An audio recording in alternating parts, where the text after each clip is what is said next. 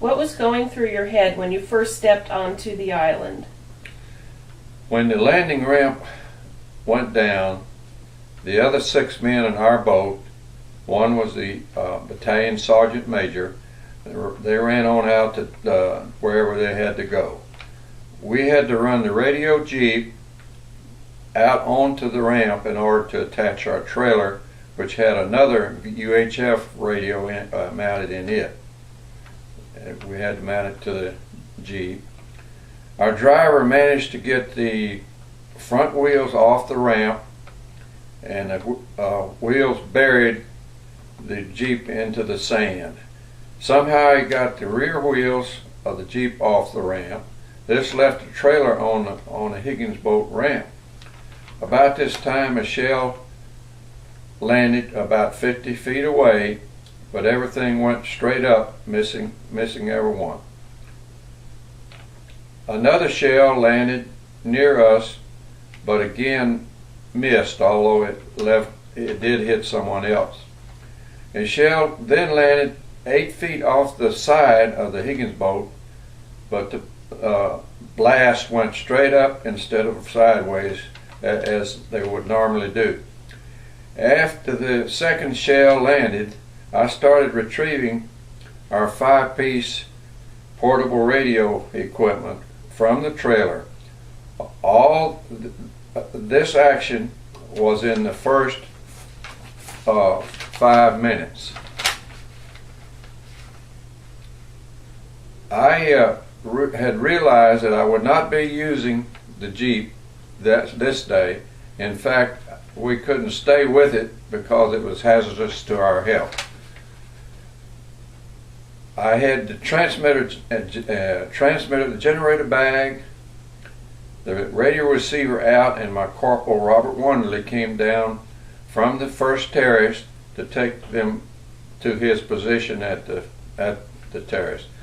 I had my right foot on the Jeep bumper and the other on the trailer, removing the antenna bag, and it hung up. About this time, a shell landed in almost the identical spot that the third shell had landed, in the water.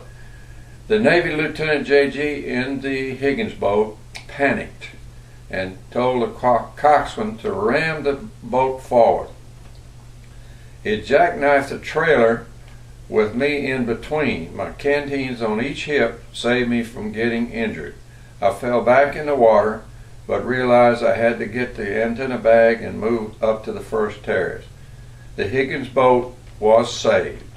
We then moved up to the second terrace, where we ran into enfilading machine gun fire about 1 foot above the ground. There was no way to go advance.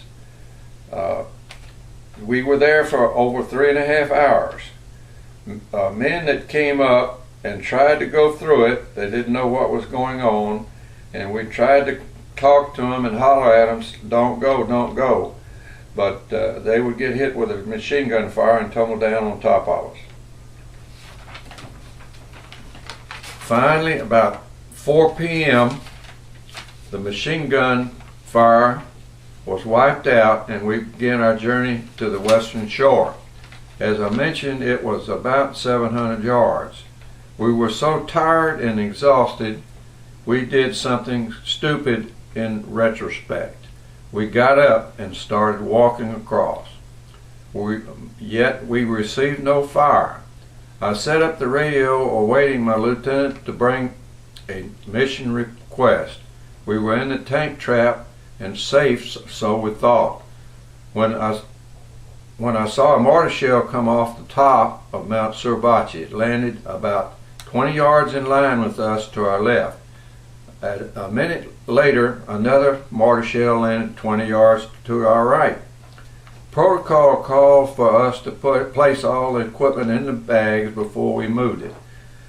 We grabbed it and ran. We went north in this tank trap, and we finally found a command post. In the meantime, our lieutenant came from the opposite direction looking for us to give us a mission request. He waited until the next morning to tell us, well, you guys made a good move yesterday. He said the hole was about the size of a Jeep.